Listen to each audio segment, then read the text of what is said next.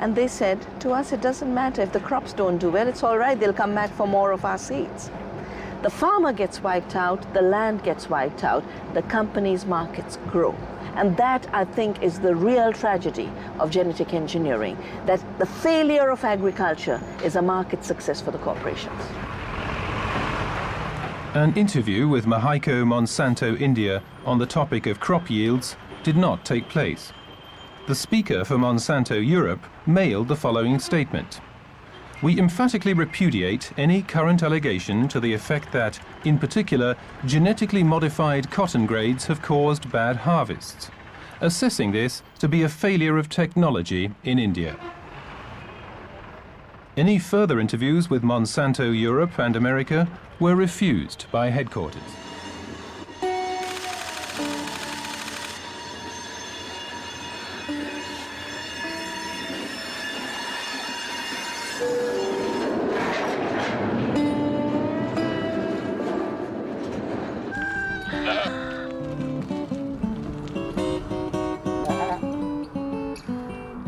Farming is kind of like an art form as well.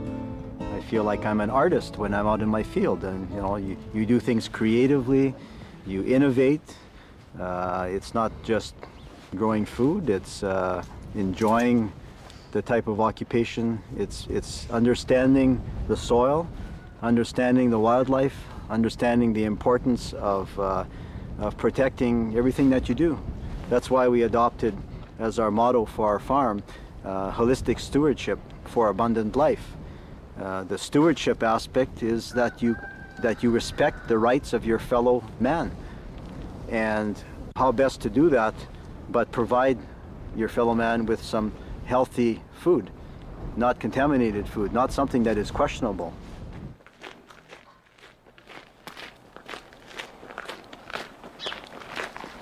Our lawsuit by Saskatchewan organic farmers, of which we are approximately 1,000, predominantly the lawsuit is about compensation because of the contamination with GM canola. We have people in our group that have had crops contaminated, canola crops, in 1999, 2000, for example, and were not able to sell their crop because the laboratories detected GM genes, Roundup Ready genes, or Liberty Link genes from the company Aventis at that time, present in the organic farmer's canola crop. We can no longer grow organic canola because there was an important enough quantity of GM canola, maybe 55–60% of all canola in Saskatchewan is genetically modified canola. What we have here is a plant of Roundup Ready canola. This is one of Monsanto's canola, GM canola plants. It was grown by my neighbor in the field on the other side of this road. And because we are certified organic, we need a buffer zone between our neighbors and ourselves. This road and the grass area serves as a legitimate buffer zone. But with the wind, at harvest time, plants like this have blown over the road, and I have to demonstrate to my certification agency that I am taking all measures possible to make sure that all plants and seeds are removed from the field. And that's why I'm collecting this, I'm documenting it, I'm taking pictures of it, I'm taking video of it, and I let our lawyer know because this is going to be used as part of our lawsuit against Monsanto to demonstrate that we have had contamination since 1996 when they introduced Roundup Ready canola in Saskatchewan.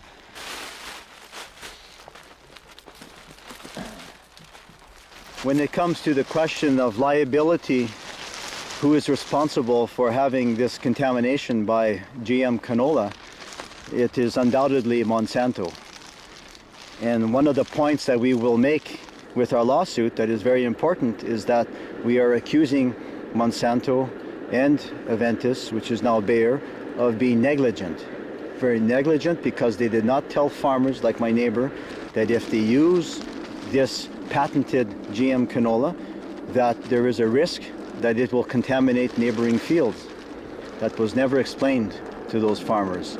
And it's very interesting to note that in countries like England large insurance companies are refusing to insure if GM crops are grown, and I think that is wonderful.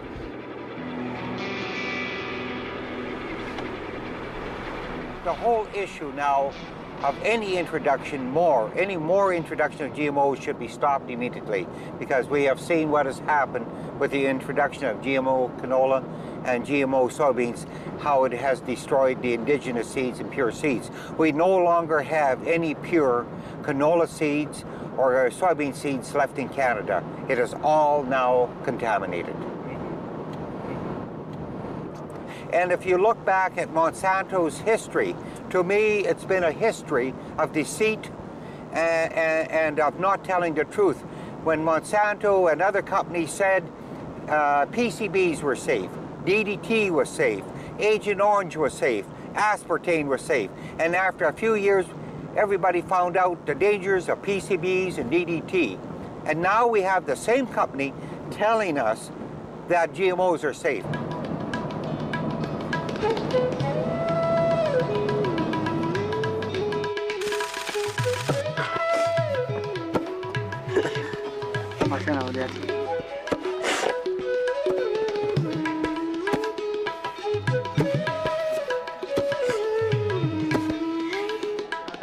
For years, Vandana Shiva has observed the threat to biological diversity stemming from the policies of multinational seed and chemical giants.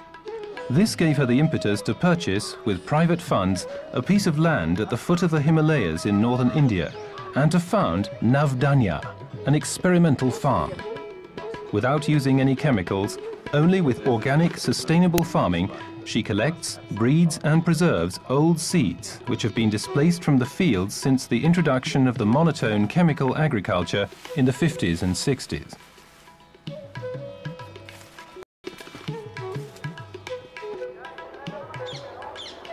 In January of 2002, the new scientists announced a new miracle for India.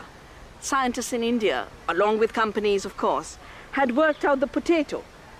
And they wanted to solve the protein problem by putting genes from this plant, the amaranth, which is very, very rich in protein. The grain amaranth has about 11 milligrams per 100 grams. Take the genes for protein from this plant and put it into the potato. And the potato that will be genetically engineered with genes from amaranth is actually going to leave you with nutritional scarcity, because you'll have got rid of the calcium producing content of amaranth, you'll have got rid of the fiber of amaranth, you'll have got rid of the iron in amaranth, you'll have got rid of the taste of amaranth, you'll have got rid of the amaranth. You are writing in the creation of a genetically engineered potato with amaranth gene, you are writing an extinction sentence for God's own grain. The second thing they're forcing, so one is, the first is the very unethical imposition of patents on life, which is to treat life as an invention of man. Life as invention of man. W.R. Gray's case of neem. A company called Rice Tech, Basmati. And the list is very, very long. So anyone can say, I have invented. Second story is, on the one hand, American manufacturing industry has already got a manufacturing... The big trading nations, Europe and America, are trying to assign their patent thinking towards the third world. That means that naturally growing plants, like the neem tree, or economic plants cultivated for years, such as basmati rice, are suddenly the property of patent holders. Thanks to Vandana Shiva, some of these patents are being revoked after long and bitter lawsuits.